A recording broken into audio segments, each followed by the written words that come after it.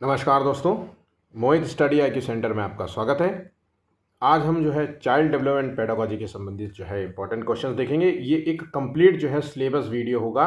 मैंने जो है सभी सिलेबस के जो है ज़्यादातर क्वेश्चंस को यहाँ पे कवर करने का प्रयास किया है। आपको जो है इस पेपर से पूरा का पूरा एनालिसिस करने का मौका मिलेगा पूरी तरीके से। जैसा पेपर दिया गया है इनफैक्ट वैसे ही एग्जाम्स में आपसे क्वेश्चंस पूछे जाते हैं, उन टॉपिक से क्वेश्चंस पूछे जाते हैं। इनफैक्ट ऐसे बहुत सारे क्वेश्चंस होंगे जो बिल्कुल हूबहू जैसे क्वेश्चंस दिए गए वैसे के वैसे रख दिए जाते हैं।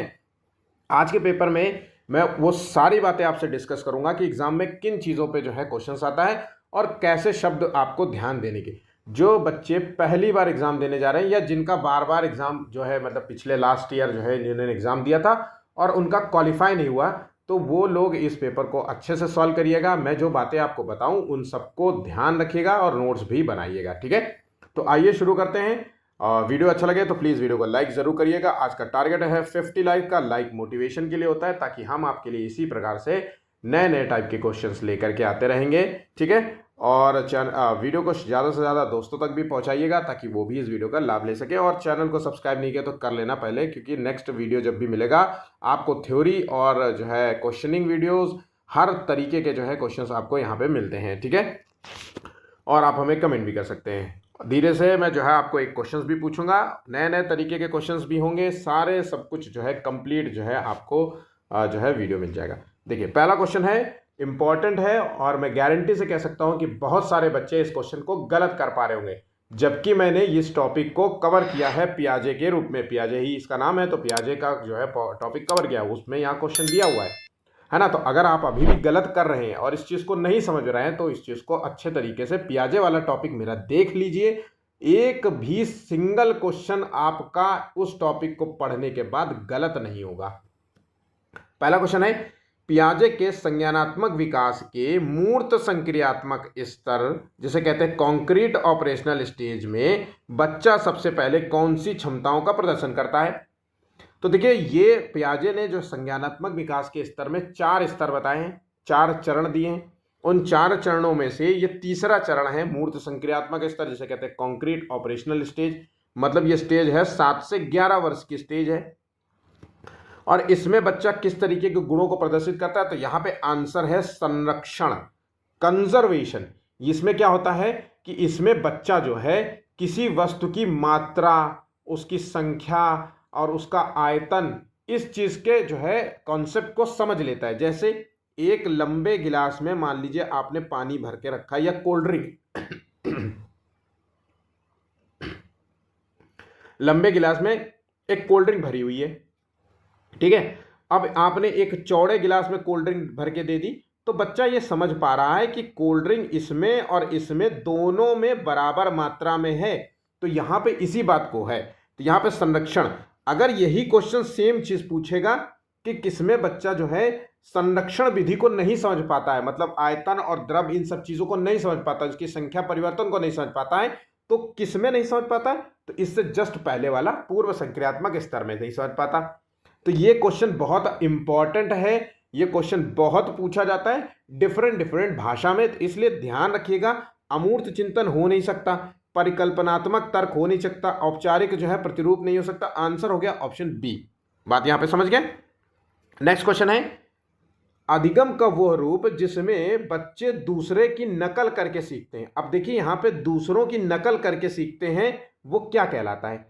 तो अधिगम का ये रूप जो है ये सामाजिक अधिगम कहलाता है, क्योंकि सामाजिक अधिगम में क्या होता है, बच्चे समाज के बनाए हुए नियमों को फॉलो करते हैं, समाज में उठते बैठते हैं, समाज में जो है आपस में अंतः क्रिया करते हैं, मेल जुलाप करते हैं, है ना। तो जब आप ऐसी चीजें करते हैं तो समाज में जो कुछ भी हो रहा है उसी को देखते हैं और उसी को फॉलो करते हैं। इसलिए हमेशा कहा जाता है एक टीचर के रूप में कि आप अपने बच्चों के सामने अच्छे से पेश आएं, मतलब एक अच्छे से मैनर्सफुल तरीके से पेश आए, सामाजिक रूप से जो है अच्छे से बिहेव करें, उनके साथ गाली गलौज ना करें, तमीज से बात करें। अगर आप चाहते कि आपका बच्चा भी आपसे आप करके बात करे तो आपको भी आप करके बात करना पड़ेगा। तो यही चीज़ है। तो सामाजिक अधिगम का मतलब यही हो गया कि वो दूसरों की नकल करके ही सीखते हैं। इसलिए समाज का महत्व होता है हमारे जीवन में। समाज का महत्व क्यों होता है, हमें इसलिए क्यों कहते हैं कि सामाजिक बनो थोड़ा सा, ताकि जो है लोगों से मेलजोल आपका बढ़े, है ना। तो दूसरा, ताकि आपको कोई दूसरा आपको देखे तो आपसे कुछ ना कुछ सीखे। आपसे कहता है अरे मेल तो ऐसा होना चाहिए कि जब आपसे कोई मिले ना तो आपसे प्रभावित हो, आपसे कुछ सीखने को मिले। कई बार होता है भाई साहब आपसे मिलके बहुत खुशी हुई, आपसे मुझे बहुत कुछ सीखने को मिला। तो यही होता है कि दूसरों की नकल करके हम सीखते हैं। यहाँ पे आंसर बात समझ गए। चलिए नेक्स्ट क्वेश्चन देखते हैं। बुद्धि का विकास सामाजिक और सांस्कृतिक संदर्भ में होता है, यह विचार किसका है। तो देखिए मैंने ये टॉपिक ऑलरेडी अपलोड किया है। तो ये जो संज्ञानात्मक विकास का सिद्धांत है, जहाँ पे कहा जाता है कि व्यक्ति का जो बौद्धिक विकास होता है वो समाज और संस्कृति की परस्पर अंतः क्रिया का परिणाम है। तो ये सिद्धांत दिया था वाइगोस्की ने। ऑप्शन यहाँ पे सी राइट होगा। बहुत ही अच्छा क्वेश्चन है और बहुत बहुत इंपॉर्टेंट क्वेश्चन भी है, ठीक है।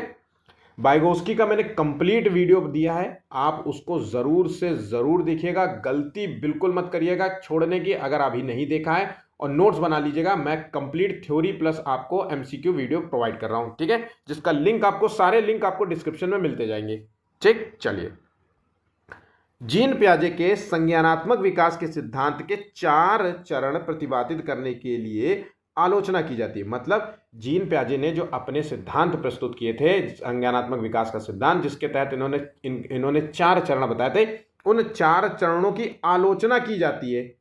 बहुत सारे मनोवैज्ञानिक इन 4 चरणों की आलोचना करते हैं। तो ये आलोचना बाल विकास की किस बहस के अंतर्गत आती है, मतलब आलोचना का मूल कारण क्या है। अब आप देखिए ये कितना यूनिक क्वेश्चन है, और मैं आपको बता दूं कि मैक्सिमम बच्चे इस क्वेश्चन को गलत कर रहे होंगे, क्योंकि ये बहुत ही अच्छा क्वेश्चन है, डिफरेंट क्वेश्चन है, नया क्वेश्चन है और सीटेट में अभी तक पूछा नहीं गया है। तो यहां पे देखिए क्वेश्चन का जो आंसर निकल के आता है वो है निरंतरता और असंतता।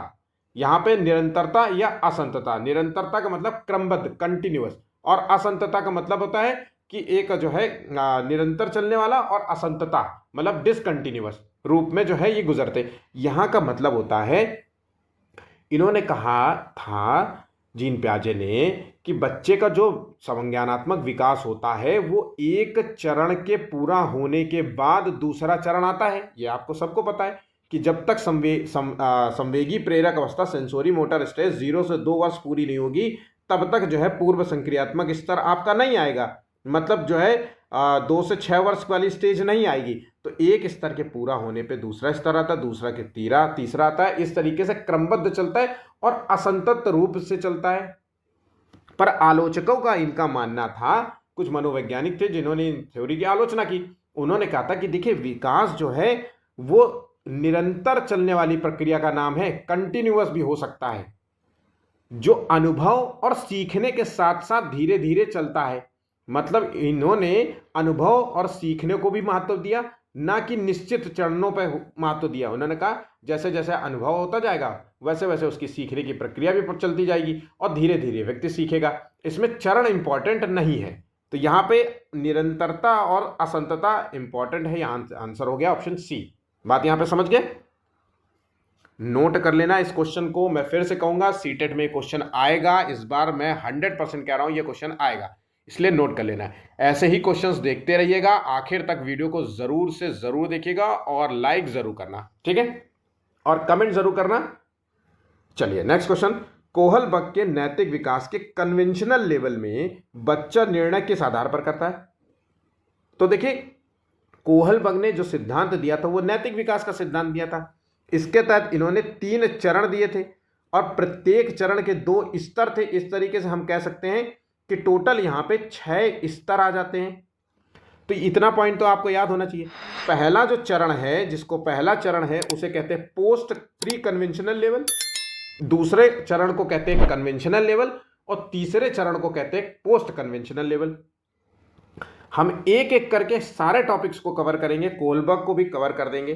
तो यहां पे जो कन्वेंशनल लेवल है, इसमें क्या होता है, सामाजिक नियम और स्वीकृति के आधार पे बच्चा नैतिक निर्णयों को फॉलो करता है। तो ये जो चरण है, ये 9 से 13 वर्ष का चरण माना जाता है। एक तो पहली बात ये नोट कर लो, 9 से 13 वर्ष का है। इसमें बच्चा जो है दूसरों की स्वीकृति को महत्व देता है, दूसरों के जो है मतलब बातों को अहमियत देता है कि हाँ ठीक है, अच्छा आप बताओ, आपकी क्या राय है। तो दूसरों की स्वीकृति को महत्व देता है। यहाँ पे क्या होता है, जो भी नैतिकता होती है, जो भी नैतिकता फॉलो करता है बच्चा, वो समाज द्वारा स्वीकृत मानदंडों पर आधारित होता है। इस पॉइंट को नोट कर लो, कन्वेंशनल लेवल में बच्चा दूसरों की स्वीकृति को महत्व देता है, और नैतिकता जो है बच्चे इस स्तर में बच्चा जो है समाज द्वारा जो है स्वीकृत मानदंडों को महत्व देता है, स्वीकृत मानदंडों पर आधारित होता है उसकी नैतिकता। मतलब समाज में अगर कहा गया है कि भैया चोरी करना गलत होता है, तो चोरी करना गलत है। जैसे एक उदाहरण की समझ लीजिए, जैसे हम लोग रहते हैं भारत इंडिया में, और हम उत्तर भारत के एक कानपुर शहर में रहते हैं। यहाँ पे बाप और बेटा का जो रिश्ता होता है वो डिफरेंट होता है। मान लीजिए कि एक उदाहरण के तौर पे ऐसे समझिए कि यहाँ पे ड्रिंक करना, दारू पीना, बच्चा और पिता कभी साथ में बैठ के नहीं पीते। यहाँ पे ये सामाजिक मानदंडों के खिलाफ है कि भैया ये पिता और दारू पी रहे, गलत बात होता है। लेकिन अभी इसी कंट्री को चेंज कर देते हैं, कनाडा कर देते हैं, जहाँ ठंड इतनी भयंकर पड़ती है, खूब ठंड ही ठंड पड़ती है कनाडा में, या फिर और जो है और ठंड वाले जो है जगहों पे चले जाइए, वहाँ पे वहाँ का समाज जो है इस तरीके के नियमों को फॉलो करता है कि एज छोड़ो, जैसे बच्चा 18 से ऊपर का हो जाए वो ड्रिंक कर सकता है। क्योंकि ठंड है, ठंड में गर्मी चाहिए, तो आदमी हर कोई जो है थोड़ा थोड़ा छोटा छोटा स्लोली वाला काम करता है। तो आप यहाँ पे समझ गए समाज के मानदंड कहाँ पे कैसे हैं, वो चीज़ें हैं यहाँ पे मायने रखते हैं। यहाँ पे समाज कहता है कि भैया पर्दे में रहिए, दूसरे शहर का समाज कह रहा है कि भैया खुल के जीजिए। यहाँ पे कह रहा है कि रात के 11 बजे जो है लड़की सेफ नहीं है, लड़कियों का रोड पे सेफ नहीं होता। लेकिन कहीं और का जो है समाज, जैसे कि आप हमारा दोस्त जो है दुबई में रहता है, दुबई के 12 बजे, 1 बजे, 2 बजे, 3 बजे अगर मेन रोड पे भी आप अकेले टहल लीजिए तो भी आपको कोई छेड़ने के लिए गाड़ी तक नहीं रोकेगा। ठीक है, तो इस तरीके का समाज है, तो वहाँ के मानदंड अलग है, तो उसी के हिसाब से लोगों की नैतिकताएं भी है। बात यहाँ पे समझ गए। चलिए नेक्स्ट क्वेश्चन। मैंने आई होप जो है ये चीज़ों को आप मिस नहीं किए होंगे, पूरी कंप्लीट बात सुना होगा, क्योंकि क्वेश्चंस जो है कहाँ से बनते हैं ये आपको अंदाज़ा भी नहीं लगता है। इसीलिए जो है जो बच्चे पेपर सही से सुनते नहीं है, बातों को सही से सुनते नहीं है, नोट्स नहीं बनाते और क्वेश्चन को अच्छे से ध्यानपूर्वक सुन के सॉल्व नहीं करते, उनका पेपर हमेशा गड़बड़ हो जाता है। तो इस बार हमको ऐसी गलतियां नहीं करनी और अच्छे से ध्यानपूर्वक हमें पढ़ाई करनी है और नोट्स भी बनाना है, और मेरी बातें जो मैं आपको बता रहा हूं उनको सुनना है। मैं सारी बातों में, सारे क्वेश्चंस में आपको सारे पॉइंट नहीं बताऊंगा, लेकिन कुछ ऐसे क्वेश्चंस होते हैं जहां पे आपको पॉइंट्स मुझे बताना चाहिए और मुझे लगता है कि आपको ये नोट करना चाहिए। ठीक है, अब जैसे ये क्वेश्चन है, बहुत ही सिंपल है। मल्टीपल इंटेलिजेंस, बहुआयामी बुद्धि या बहु जो है बुद्धि का सिद्धांत कह सकते हैं, में इंटरपर्सनल इंटेलिजेंस का सबसे अच्छा उदाहरण क्या है? तो देखिए बहुआयामी बुद्धि ये किसने दिया था? तो ये दिया था गार्डनर ने। गार्डनर ने बताया था कि व्यक्ति में एक कोई प्रकार की बुद्धि नहीं हो सकती, उसमें कई प्रकार की बुद्धियों का योग संयोग हो सकता है ना। मतलब कई प्रकार की विलक्षण बुद्धि के रूप में इन्होंने डिफाइन किया था। तो इन्होंने 8 प्रकार की, सामान्य रूप से 8 प्रकार की बुद्धि को डिफाइन किया था। अब वो 8 प्रकार की बुद्धि कौन कौन से? जैसे कोई म्यूजिक में अच्छा हो सकता है, तो कोई मैथमेटिकल गणनाओं में अच्छा हो सकता है, तो कोई दूसरों की भावनाओं को समझने और उद्देश्यों को समझने, है ना, इमोशनली जो है कनेक्ट होने में अच्छा हो सकता है, तो कोई जो है अपने अंदर के जो कमजोरियां हो या चाहे इमोशंस हो, उसको सब चीज़ों को जो है समझने में अच्छा हो सकता है, कोई खाली स्थान को समझता है जैसे आर्किटेक्ट हो गए, कोई क्रिएटिविटी में अच्छा हो सकता है, कोई फिजिकल स्ट्रेंथ में अच्छा हो सकता है, कोई नेचर के बारे में अच्छा हो सकता है। तो ये कुछ प्रकार की बुद्धि के रूप में इन्होंने डिफाइन किया था। यहाँ पे इंटरपर्सनल जो इंटेलिजेंस का सबसे बेस्ट उदाहरण होता है वो समूह का नेतृत्व करना। इस इंटेलिजेंस में, इस तरीके के बंदे में दूसरों की भावनाओं और उद्देश्यों के समझने की क्षमता होती है। बात यहां पे समझ गए? इतना पॉइंट आप नोट कर लो, लिख लो। दूसरों की भावनाओं को समझना, अब दूसरों की भावनाओं को समझना हो, उद्देश्य को समझना हो, है ना, सारा सब कुछ इसमें इंक्लूड कर लेना, आंसर आपको तुरंत आंसर मिल जाएगा, ये मेरी गारंटी है। और इंटरपर्सनल इंग्लिश जरूर लिखना। ठीक है, 7वां क्वेश्चन है, निम्नलिखित में से कौन सा समाजीकरण का प्रमुख जो है माध्यम नहीं है? तो समाजीकरण का प्रमुख माध्यम, देखिए समाजीकरण में परिवार, विद्यालय और मीडिया महत्वपूर्ण भूमिका निभाते हैं, जिसमें परिवार जो है प्राथमिक है, प्राइमरी जो है और मीडिया और ये सब सेकेंडरी है, द्वितीय। ठीक है। तो मतलब समाजीकरण की प्रक्रिया जो है शुरू होती है परिवार से, ठीक है। फिर बाद में जो है बच्चा जब स्कूल जाता है या आसपास के संपर्क में आता है, लोगों के संपर्क में आता है, टीचर के संपर्क में आता है ना, वो सब सेकेंडरी हो जाते हैं। तो यहाँ पे जो नहीं इंपॉर्टेंट है वो है अनुवांशिकता। अनुवांशिकता और समाजीकरण का कोई संबंध नहीं है, ठीक है। व्यक्ति के डेवलपमेंट में समाजीकरण, समाज और अनुवांशिकता, इन दोनों का बहुत बड़ा रोल होता है कंप्लीट रूप से। डेवलपमेंट में सोशलाइजेशन का और इन्वायरमेंट का परस्पर रोल होता है, ये बात ध्यान रखिएगा, ठीक है। समाजीकरण का और हेरिडिटी का, ये सॉरी है ना। चलिए नेक्स्ट क्वेश्चन है, इंक्लूसिव एजुकेशन जिसे कहते हैं हम समावेशी शिक्षा की दृष्टि से डिफरेंशिएटेड इंस्ट्रक्शन का क्या अर्थ है। तो डिफरेंशिएटेड इंस्ट्रक्शन का अर्थ क्या होता है कि जो है विविधताओं का महत्व देना, विविधताओं को महत्व देना, ठीक है। तो यहाँ पे देखिए डिफरेंशिएटेड इंस्ट्रक्शन का यहाँ पे है शिक्षार्थियों की विविधताओं को मान्यता देकर अलग अलग शिक्षण रणनीति अपनाना। तो अब देखिए इसको समझ लेते हैं एक बार। तो देखिए समावेशी शिक्षा में क्या होता है कि जो है डिफरेंट टाइप्स ऑफ जो है बच्चे एक क्लास में पढ़ते हैं, जहाँ पे जिनका सामाजिक बैकग्राउंड अलग होता है, भाषाई अलग रूप से होते हैं, है ना। कुछ बच्चे पढ़ने में अच्छे होंगे, कुछ जो है शारीरिक रूप से कमज़ोर होंगे, अक्षम होंगे। तो ये सारे बच्चे जो है एक जगह एक छत के नीचे एक क्लासरूम में पढ़ते हैं, पर टीचर को क्या, सबको समानतम रूप से देखना है, सबको समान निगाह से देखना है, सब बराबर हैं और सबके डेवलपमेंट पे ध्यान देना है टीचर को। पर एक चीज़ और ध्यान देना है कि सबकी विविधताओं का भी ध्यान देना है। अब मान लीजिए कोई देखने में कमज़ोर है, उसको आँख से साफ नहीं दिखता है, तो आप उसको सबसे पीछे वाली सीट पे नहीं बैठा लेंगे, सबसे आगे वाली सीट पे बैठा लेंगे। जिसको सुनाई कम पड़ता है उसको भी आगे बैठा लेंगे। जो पढ़ने में कमज़ोर है, बिल्कुल ध्यान नहीं देता, उसको भी अपनी आंखों की नज़रों के सामने बैठा लेंगे, है ना। जो पढ़ने में अच्छा है उसे आप कह सकते हैं कि बेटा आप पीछे बैठ जाओ, आपको बहुत अच्छी तरीके से समझ में आता है ना। जो कमज़ोर है उससे बार बार पूछिए कि क्यों, बात समझ में आई कि नहीं समझ में आई, ये क्वेश्चन समझ में आया कि नहीं समझ में।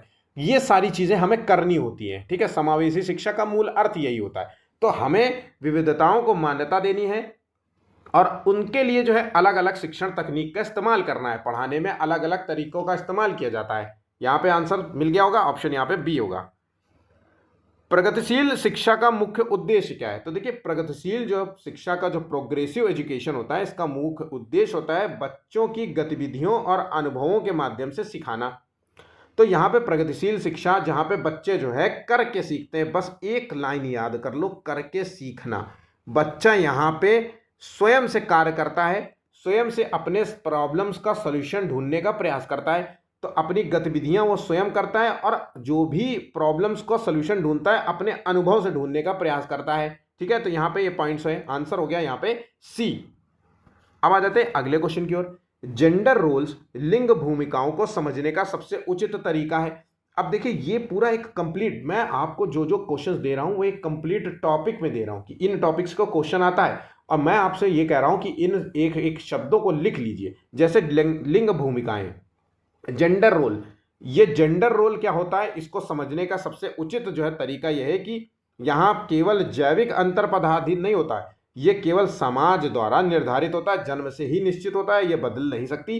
ये जेंडर रोल की जो भूमिकाएं हैं वो बदल सकती है, बिल्कुल बदल सकती है, लेकिन ये केवल जो है समाज द्वारा निर्धारित होता है, समाज और संस्कृति द्वारा निर्धारित होता है। समाज हमें बताता है कि लड़की जॉब करेगी कि लड़का खाना बनाएगा, कि लड़की खाना बनाएगी कि लड़का जॉब करेगा, ये सब समाज में चलता है ना। चाहे जितना भी लड़की नौकरी करके आ जाए, चाहे जितना सुबह से शाम तक नौकरी करे, लेकिन अंत में आकर के वो खाना घर का बनाएगी। यही तो जेंडर रोल है कि कौन सा लिंग जो है इन तरीके की भूमिकाओं को निभाएगा। ये बात आप यहाँ समझ गए। तो ऑप्शन यहाँ पे बी हो, समाज द्वारा निर्धारित होती है। बहुत ही सिंपल क्वेश्चन भी था और इम्पॉर्टेंट तो इतना है कि पूछो मत, इसलिए अच्छे से ध्यान रखिएगा इन क्वेश्चंस को। नेक्स्ट क्वेश्चन है, स्कूल आधारित मूल्यांकन का प्रमुख उद्देश्य क्या है। तो देखिए मूल्यांकन मैंने एक प्रॉपर टॉपिक बना दिया है, पूरा एक थ्योरी और प्लस एमसीक्यू टॉपिक बना दिया है, उसको देख लीजिए। उसको अच्छे से देख लोगे तो जो है आपका इस संबंध में कोई भी क्वेश्चन आपका गलत नहीं होगा, ये मेरी गारंटी है। तो देखिए स्कूल आधारित मूल्यांकन का क्या उद्देश्य होता है। तो इसका मूल्यांकन, स्कूल का मूल उद्देश्य होता है, बच्चे स्कूल आते हैं अपने संपूर्ण विकास को सुनिश्चित करने के लिए। स्कूल एक ऐसी जगह होती है जहाँ पे बच्चे का संपूर्ण विकास जो है सुनिश्चित किया जाता है, जहाँ पे बच्चे का मानसिक जो है ग्रोथ को डेवलप किया जाता है, बच्चे के इंटेलेक्चुअल जो है पावर को डेवलप किया जाता है, यहाँ तक कि बच्चे की खूबियों को भी पहचाना जाता है, शारीरिक खूबियों को भी पहचाना जाता है, बच्चे को नैतिकता का पाठ भी पढ़ाया जाता है। जैसे कई बार बच्चों को नहीं हेल्पिंग हैंड्स पढ़ाए जाते हैं कि चलिए ये एक्टिविटी ऐसा होता है, दो बच्चे आमने सामने बच्चे को खड़ा कर देते हैं, फिर कहते हैं नमस्ते, thank you, sorry, you welcome, इस तरीके से। तो ये मूल्यांकन का उद्देश्य होता है बच्चों की सतत प्रगति का नजर रखना, सतत प्रगति पर नजर रखना। ठीक है, आंसर है ऑप्शन बी। ठीक है, चलिए यहाँ पे आयोजन करना, परीक्षा, प्रतियोगिता और छात्रों का प्रोत्साहन से कोई लेना देना नहीं है। नेक्स्ट है, निम्नलिखित में से कौन सा मोटिवेशन, जिसे कहते हैं हम प्रेरणा का आंतरिक स्रोत है। तो देखिए आंतरिक स्रोत का मतलब होता है, मोटिवेशन का क्या मतलब होता है, प्रेरणा क्या होता है, एक प्रकार की ऊर्जा है जो या तो आपको बाहर से मिली हो या आपके अंदर से हो। ठीक है, तो आंतरिक रूप से प्रेरित कब हो सकता है, आंतरिक रूप से ऊर्जावान कब होता है, जब उसके अंदर से आवाज आए इसी कार्य को करने के लिए। जैसे आपके अगर इंटरेस्ट का कोई कार्य है, आपकी रुचि का कोई कार्य है, तो आप उस चीज को बहुत ही मन से करोगे, लेकिन आपके इंटरेस्ट का नहीं है तो आप उस कार्य को मन से नहीं करोगे। आपके घर में आपकी पसंद का खाना बनाए, आपके इंटरेस्ट का खाना बनाए, तो आप खाने के लिए इतना लालायित होंगे, जल्दी जल्दी खाओगे, खूब सारा खाओगे। लेकिन उसी जगह लौकी की सब्जी बना दो तो जो है एक रोटी नहीं खपती। तो यही होता है आंतरिक मतलब यहाँ आपकी जिज्ञासा और रुचि से संबंधित है। पुरस्कार और दंड देना और प्रशंसा करना ये बाहरी स्रोत है। याद रखना, जिज्ञासा या आनंद का भाव आना है ना, या फिर आपकी इंटरेस्ट रुचि का भाव आना, ये सब आंतरिक स्रोत से संबंधित है।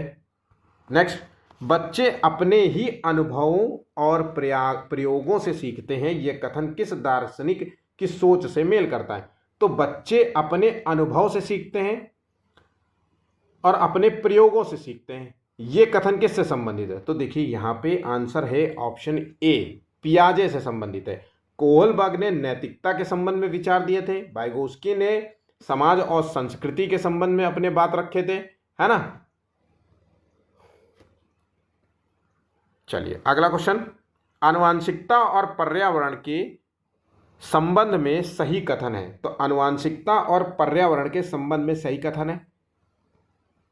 तो देखिए व्यक्ति का जो डेवलपमेंट होता है वो आनुवांशिकता या हेरिडिटी पर टिका होता है और पर्यावरण या इन्वायरमेंट पर टिका होता है।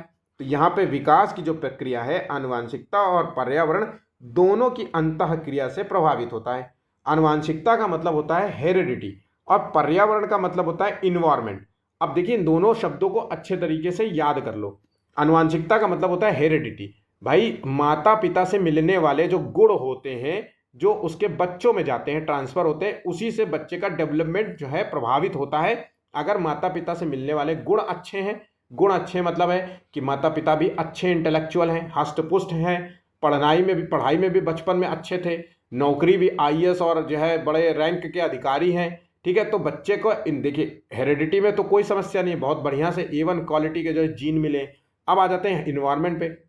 ऐसे माता पिता अपने बच्चों की पढ़ाई में भी फोकस रहते हैं, उसके लैंग्वेज डेवलपमेंट भी बहुत अच्छे तरीके से ध्यान देते हैं। ऐसे बच्चे जो हैं कॉन्फिडेंस इनका अलग होता है। तो इन्वायरमेंट यहाँ पे, तो यहाँ पे ये कार्य होता है ऑप्शन यहाँ। तो ऐसे समझ लो कि गांव का एक टॉप क्लास का लड़का 95% लाने वाले लड़के का जो है इन्वायरमेंट और आनुवांशिकता देखिए आप एक बार, और शहर का कॉन्वेंट स्कूल बढ़िया से A1 क्लास के अंग्रेजी मीडियम का स्कूल जहाँ बहुत बढ़िया स्कूल हो, है ना, कानपुर का मतलब महंगा से महंगा स्कूल, तो इस तरीके से जयपुरिया स्कूल जहाँ की फीस बहुत महंगी है, वहाँ का 65% 70% लाने वाले लड़के को देखिए, तो आप पाएंगे कि 65% वाले लड़के का जो कॉन्फिडेंस होगा, नॉलेज होगा, है ना, और जो उसकी स्किल्स होंगी वो गांव के जो 95% वाले लड़के से कहीं ज़्यादा होगी। ये किस पर निर्भर कर रहा है, ये सब कुछ पर्यावरण, आसपास का माहौल और माता पिता से मिलने वाले गुण पर निर्भर कर रहा है। ये बात याद रखिएगा, ठीक है। नेक्स्ट क्वेश्चन देखिए, फॉर्मेटिव असेसमेंट रचनात्मक मूल्यांकन का क्या मुख्य उद्देश्य है। मैंने बाकायदा असेसमेंट पर एक वीडियो डाल चुका हूं, उसको देखिए, अच्छे से देखिए, अच्छे से प्रिपेयर करिए, वहां से क्वेश्चन आपको भर भर के मिलेंगे भैया, क्योंकि मूल्यांकन में सीडीपी में भी क्वेश्चन पूछा जाता है, सीटेट में भी हिंदी में भी पूछा जाता है, ईवीएस में भी पूछा जाएगा, मैथमेटिक्स में भी पूछा जाएगा, सब जगह मूल्यांकन के संबंध में क्वेश्चन पूछे जाते हैं, इसलिए उस टॉपिक को देखिएगा। फॉर्मेटिव असेसमेंट का मतलब होता है बच्चे की सीखने की कठिनाइयों का पहचान करना, और फिर जब पहचान करोगे तो फिर हम उसका निदान कर लेंगे। जब हमें पता चल जाएगा कि क्या समस्या है तो हम उसका डायग्नोज करके फिर हम उसके समस्या का सॉल्यूशन पेश करेंगे कि भैया इस समस्या को कैसे दूर किया जा सकता है। ठीक है, तो आंसर हो गया ऑप्शन ए। नेक्स्ट, कोहलबर्ग के अनुसार नैतिक विकास की सर्वोत्तम अवस्था है, तो नैतिक विकास की सर्वोत्तम अवस्था को हम कहते हैं पोस्ट कन्वेंशनल लेवल। क्या कहते हैं? Post conventional level. अब यहां ये क्या है? तो ये तीसरा चरण है। तीसरा कौन सा चरण है? तीसरा चरण।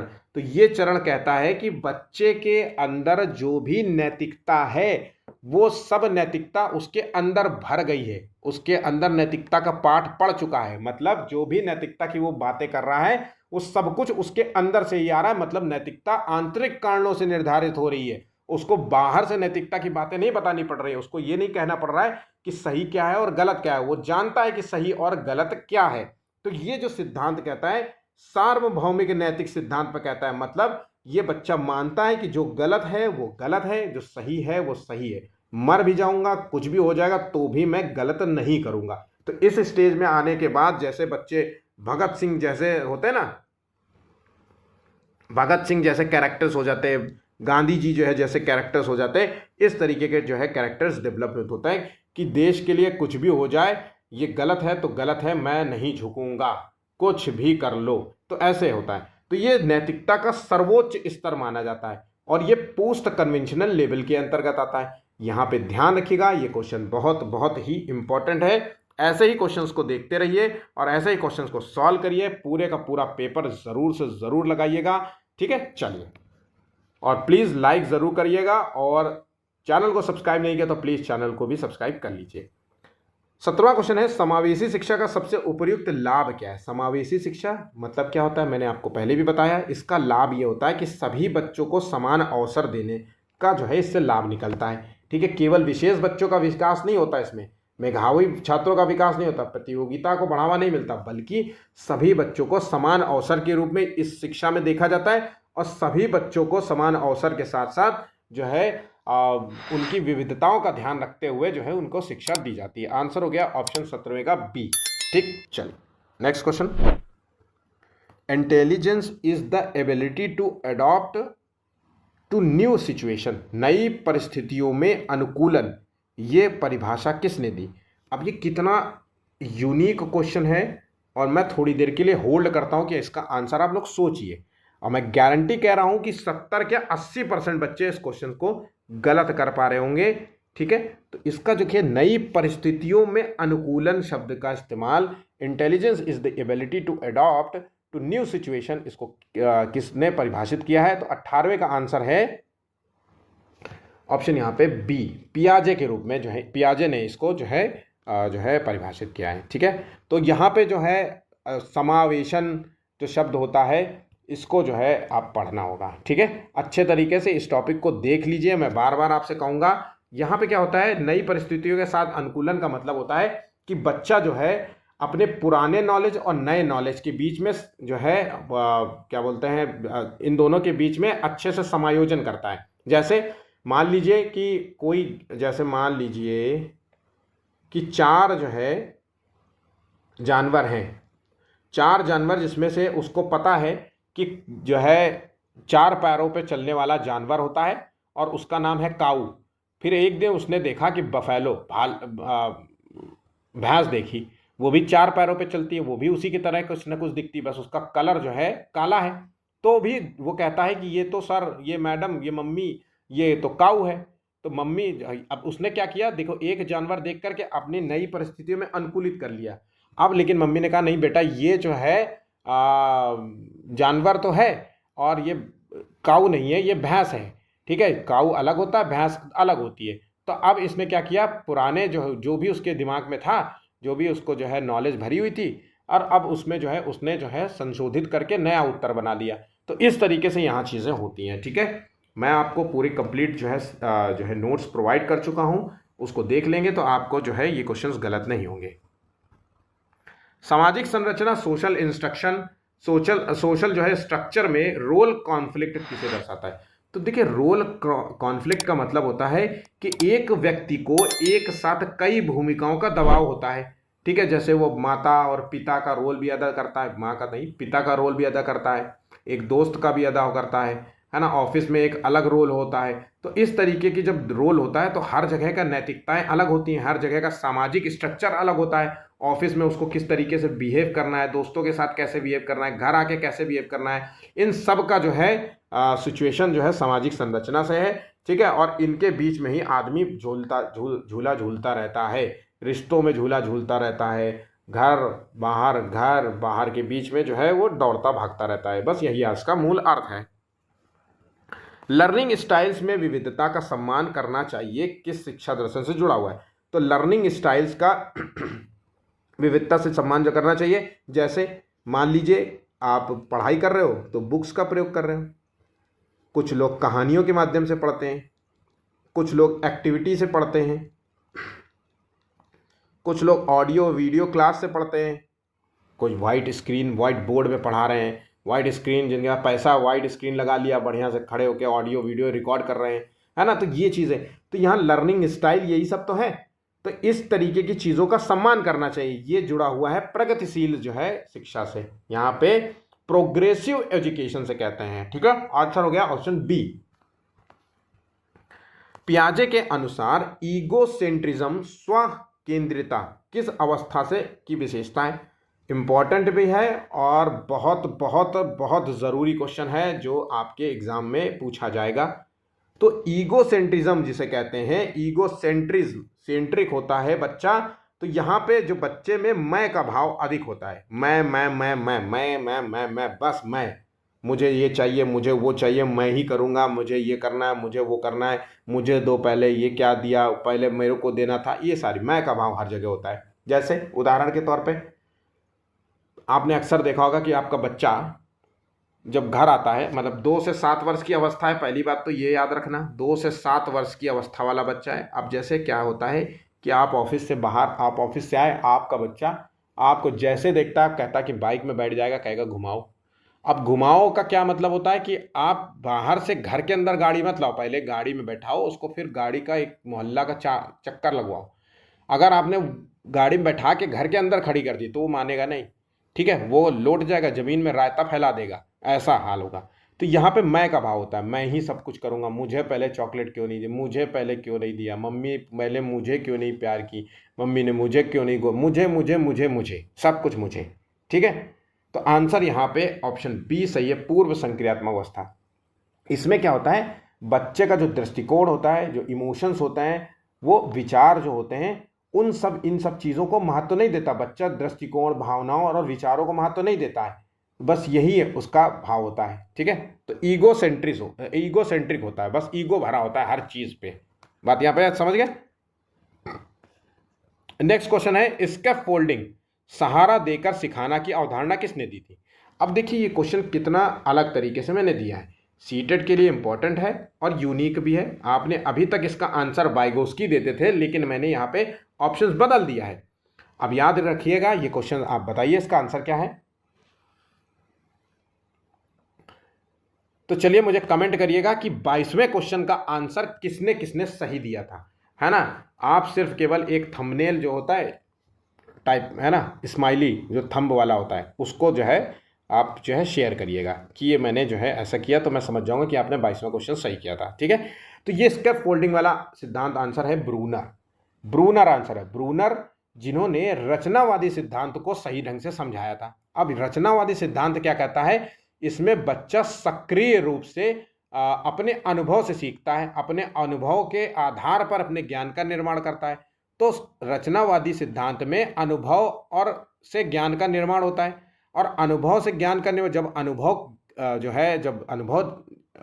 गेन करेगा, जब अनुभव जो है प्राप्त करेगा, तो स्कैफोल्डिंग जो होता है ये जो है अवधारणा उस पर बहुत काम करती है, क्योंकि अनुभव प्राप्त करते वक्त वो गलतियां करेगा, उन्हीं गलतियों में स्कैफोल्डिंग सहारा देकर के सिखाया जाता है। इसीलिए इसको रचनावादी सिद्धांत के बहुत नजदीक माना जाता है। और ये सिद्धांत जो स्कैफोल्डिंग वाला सिद्धांत है ये लेव वाइगोस्की का सिद्धांत है, और इसी के सिद्धांत से ही इन्होंने कॉपी किया है। मतलब लेव वाइगोस्की का सिद्धांत पहले आया था और जो है ब्रूनर का रचनावादी सिद्धांत इसके बाद का है। ठीक है, तो यहाँ पे ये बात याद रखिएगा, स्कैफोल्डिंग का क्या मूल अर्थ है, और ब्रूनर से भी ये जुड़ा हुआ है। पर अगर मान लीजिए उदाहरण के तौर पे कि गलती से अगर मान लीजिए ब्रूनर और वाइगोस्की दोनों का नाम यहाँ पे जुड़ जाए, तो ब्रूनर ही आंसर लगाना, सॉरी वाइगोस्की ही आंसर लगाना, ब्रूनर ना लगा देना, नहीं तो गलत क्वेश्चन हो जाएगा, आंसर आपका गलत हो जाएगा। यहाँ पे बात समझ गए। वाइगोस्की, अगर अभी भी वाइगोस्की के संबंध में मैंने वीडियो अपलोड कर रखा है, देख लीजिएगा, लिंक डिस्क्रिप्शन में मिल जाएगा। कंजर्वेशन ऑफ वॉल्यूम, आयतन संरक्षण का विकास बच्चे में लगभग किस आयु में होता है? बहुत ही अच्छा क्वेश्चन है। आयतन संरक्षण का विकास बच्चे में लगभग किस आयु में होता है? मतलब वो आयतन के कॉन्सेप्ट को बहुत अच्छे तरीके से समझने लगता है। तो यहाँ पे देखिए, जैसे ये गिलास है और ये एक चौड़ा सा जो है गिलास है, इन दोनों में बराबर मात्रा में जो है दूध, पानी, शरबत जो भी ले लो वो है। तो यहाँ पे बच्चा जो है किसी वस्तु की मात्रा, आयतन, द्रव या संख्या में परिवर्तन ना होना हो, इन सब कॉन्सेप्ट को समझ लेता है। ठीक है, तो यहाँ पे इस गिलास से इस गिलास में पलटो या इस गिलास से इस गिलास में पलटो, वो समझ जाता है कि जो है सब में, दोनों में कोल्ड ड्रिंक बराबर ही है। आंसर हो गया ऑप्शन सी। इसे कहते हैं मूर्त संक्रियात्मक स्तर। यहाँ पे बात समझ गए। समाजीकरण का सबसे पहला और महत्वपूर्ण एजेंट कौन सा है? बहुत ही सिंपल सा आंसर है, इसका आंसर है पहला। पहला पूछ रहा है तो परिवार जो है पहला होता है, जहाँ से बच्चा जो है समाजीकरण की प्रक्रिया सीखता है, सही और गलत में पहचान करना सीखता है, नए नए नियम सीखता है ना, ये सारी चीज़ें होती हैं। ठीक, शुरुआती नियम सीखता है, ये बात समझिएगा। प्रगतिशील शिक्षा में टीचर की क्या भूमिका होती है? तो प्रोग्रेसिव जो लर्निंग स्कूल्स होते हैं, प्रोग्रेसिव जो स्कूल्स होते हैं, प्रोग्रेसिव जो टीचर्स होते हैं, प्रोग्रेसिव जो एजुकेशन जहाँ दी जाती है, वहाँ पे टीचर की जो भूमिका होती है वो एक मार्गदर्शक की होती है, एक सहायक के तौर पे वो कार्य करता है ना। ऑप्शन यहाँ पे बी सही जवाब है। ठीक है, फॉर्मल ऑपरेशनल स्टेज में बच्चा कौन सी क्षमता विकसित करता है? तो फॉर्मल ऑपरेशन स्टेज में जो बच्चा होता है वो अमूर्त चिंतन का होता है, गणितीय जो है उसके अंदर समझ होती है, हाइपोथेटिकल जो है क्वेश्चंस को जो है करने की क्षमता होती है ना, एक प्रॉब्लम का कई उत्तर देने की क्षमता होती है, जटिल प्रश्नों को हल करने की क्षमता होती है।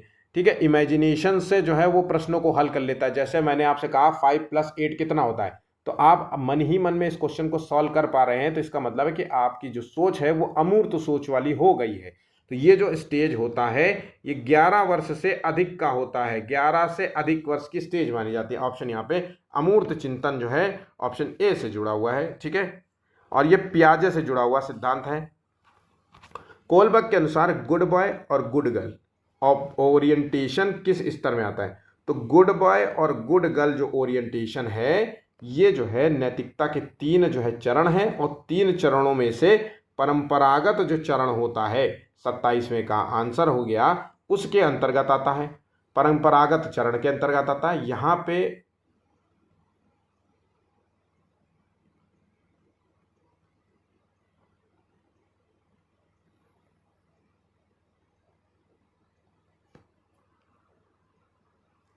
चलिए अगला क्वेश्चन है, zone of proximal development ZPD जो है किस मनोवैज्ञानिक की अवधारणा है? इसका आंसर सबको पता होना चाहिए, वाइगोस्की अच्छे तरीके से। वाइगोस्की ने जो है ZPD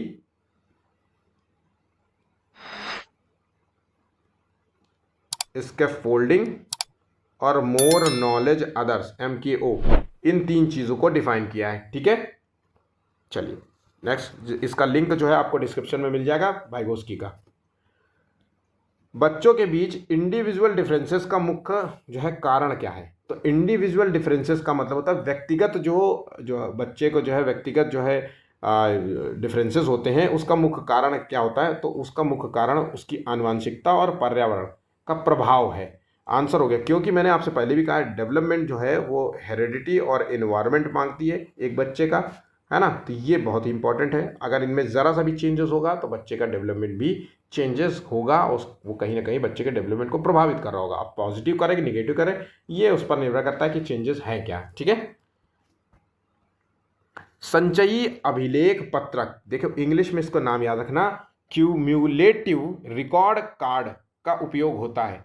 तो इसका जो यूज होता है वो बच्चों की संपूर्ण प्रगति का मूल्यांकन करने के लिए होता है। आंसर हो गया ऑप्शन बी, 30 का आंसर है बी। नेक्स्ट, बहुबुद्धि सिद्धांत मल्टीपल इंटेलिजेंस किसने दिया था? तो ये सिद्धांत जुड़ा हुआ है हॉवर्ड गार्डनर से, ठीक है, जिन्होंने 8 प्रकार की विलक्षण योग बुद्धियों को डिफाइन किया है। 8 प्रकार की विलक्षण बुद्धि अच्छे तरीके से मैंने बता रखा है, अब आप जो है उसको देख लीजिएगा, पुराना क्वेश्चन भी देखिएगा और नोट्स ज़रूर बनाइएगा। लिंक आपको डिस्क्रिप्शन में मिल जाएगा, वहाँ पे बुद्धि नाम से जो है आपको वीडियो मिल जाएगा। ठीक है, इंटेलिजेंस। समावेशी कक्षा जिसे कहते हैं इंक्लूसिव क्लासरूम में टीचर को केवल सामान्य छात्रों का ध्यान देना चाहिए, या फिर बच्चों को अलग अलग करना चाहिए, या फिर विविधताओं का सम्मान करते हुए सबको साथ पढ़ाना चाहिए। ठीक है। इंडिविजुअल डिफरेंसेस का ध्यान रखना चाहिए, कि व्यक्तिगत रूप से ये ध्यान रखो कि किस बच्चे में कोई कमी हो तो उसको जो है उसका डिफरेंसेस का ध्यान रखो। अब ऐसा नहीं है कि आंख से बेचारे को कम दिखाई पड़ रहा है, वो पीछे वाली सीट में बैठा हो, है ना, ये सारी चीज़ें नहीं होनी चाहिए। तो इसलिए विविधता का सम्मान करते हुए जो है हमें सबको साथ में लेकर के चलना है ना। आंसर हो गया ऑप्शन बी। भाषा विचार का कौशल औजार है, language is the tool of thought, ये विचार किसका है? नोट कर लो, लिख लो, ये विचार जुड़ा हुआ है वाइगोस्की से। आंसर हो गया ऑप्शन ए, भाषा और विचार को इन्होंने एक ही माना है। वाइगोस्की ने भाषा और विचार को एक माना है, पियाजे ने भाषा और विचार को अलग अलग माना है। इस पॉइंट को आप अपने दिमाग में बैठा लो। कोलबर्ग की प्री कन्वेंशनल स्टेज में बच्चा निर्णय किस आधार पर करता है? तो कोलबर्ग के जो स्टेज है वो 3 स्टेज है। पहला स्टेज ही इसका नाम है प्री कन्वेंशनल लेवल, और इस स्टेज में बच्चा जो है नैतिकता का, जो इसमें बच्चे में नैतिकता होती ही नहीं है, तो बच्चा अनैतिक होता है, एक तरीके से अनैतिक होता है, बहुत ज़्यादा जो है लालची किस्म का होता है ना। तो अनैतिक क्योंकि जैसे उससे कहोगे एक छोटे बच्चे से आप टॉफ़ी मांगो तो नहीं देगा, अगर जेब में 4 भी रखेंगे तो भी नहीं देगा, अगर नहीं देगा, जरा सा ले लोगे तो रोने लगेगा। तो यहाँ पे जो बच्चा, अगर नैतिकता की बात हो रही है तो यहाँ पे नैतिकता की अनुपस्थिति होता है, नैतिकता होती ही नहीं है।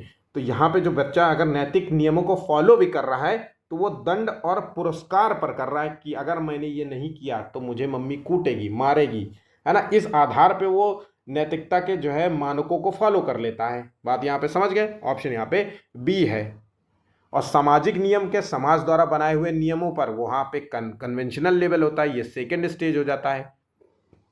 अब पोस्ट कन्वेंशनल में बच्चे के अंदर नैतिकता आ चुकी होती है, मतलब बच्चे के अंदर नैतिकता आंतरिक कारणों से निर्धारित होती है, कि वो उसको मन में लगता है कि भैया ये गलत काम है तो गलत है, इसलिए वो नैतिकता को मानता है। ठीक है, यहाँ पे समझ गए?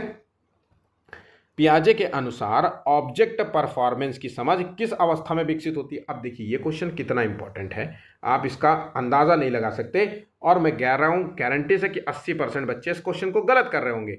आगे भी मैं ऐसे ही क्वेश्चन दे रहा हूँ, इसलिए जुड़े रहना। ठीक है, तो 35वें का देखिए, ऑब्जेक्ट परफॉर्मेंस की जो समझ होती है वो किस अवस्था में होती है? तो आंसर है संवेदी गति अवस्था।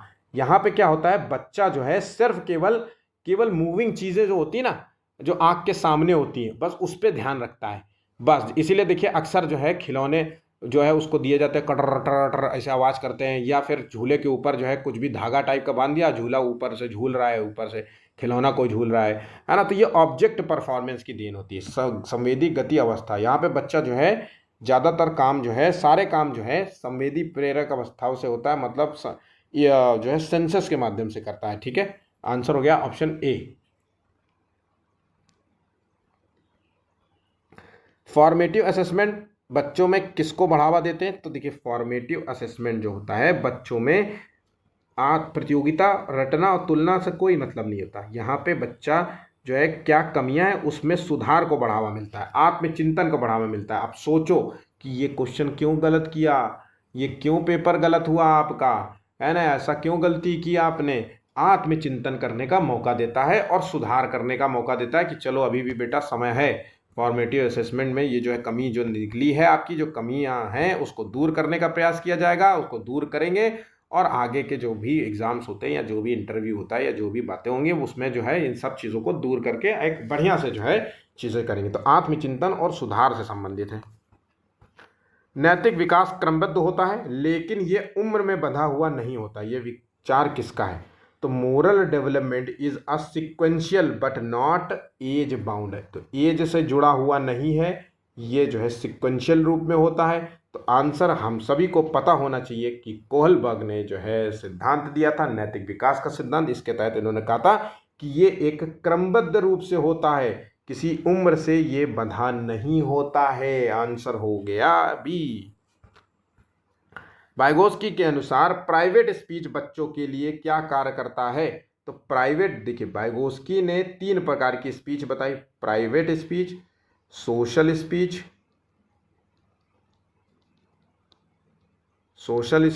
फिर आता है प्राइवेट स्पीच, फिर आता है इनर स्पीच।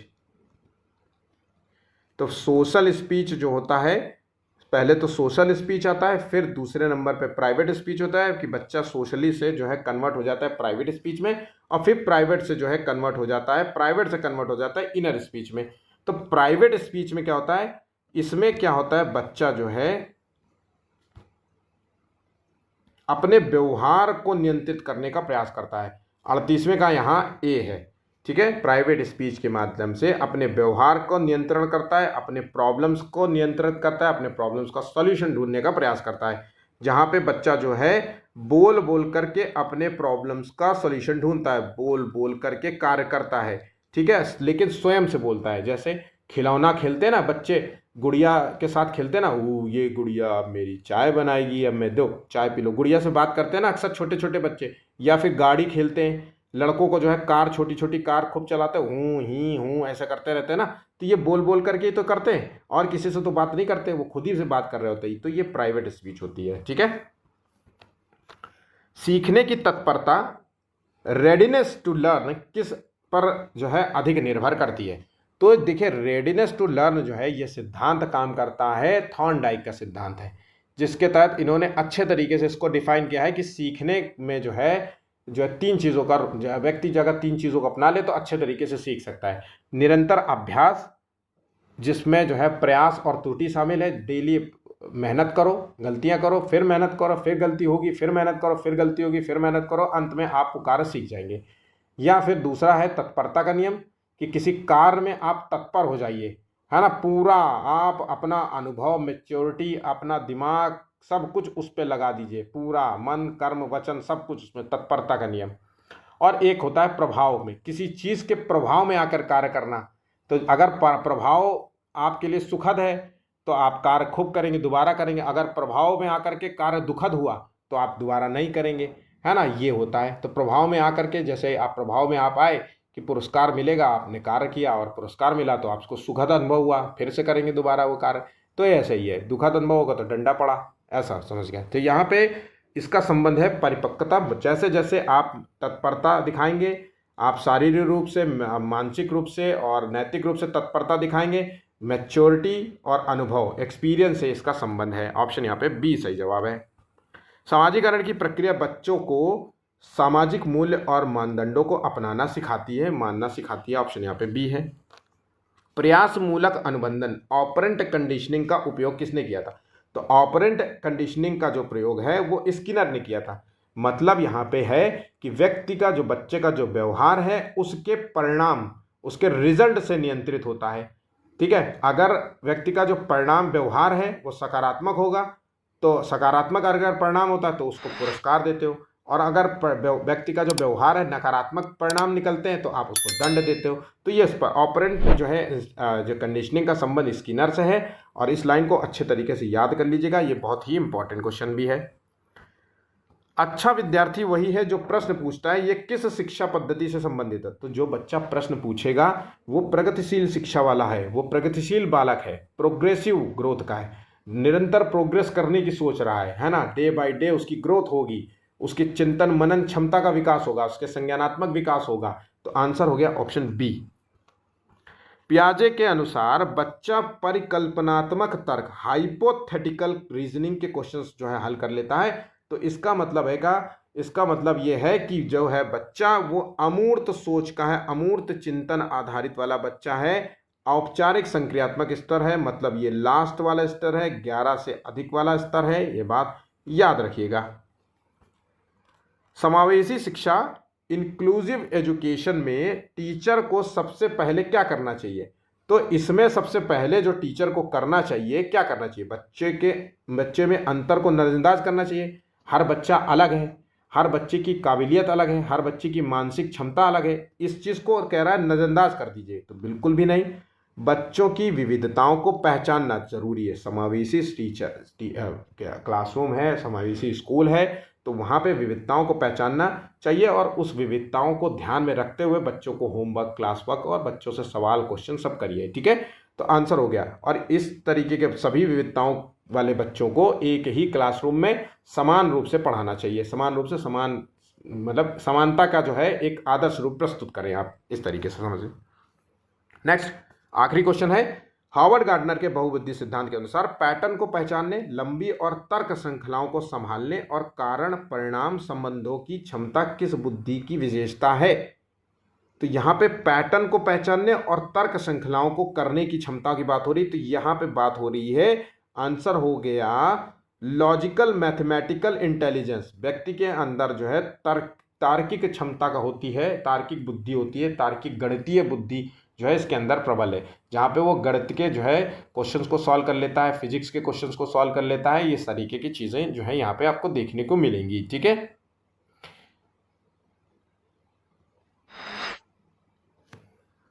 तो इस तरीके से हमारा जो टॉपिक था वो कवर हो जाता है। तो आई होप आपको वीडियो अच्छा लगा हो, तो प्लीज़ लाइक ज़रूर करिएगा। 50 लाइक्स का टारगेट है, लाइक मोटिवेशन के दृष्टि से है, ताकि हम आपके लिए इसी प्रकार से नए नए टॉपिक्स लेकर के आएंगे।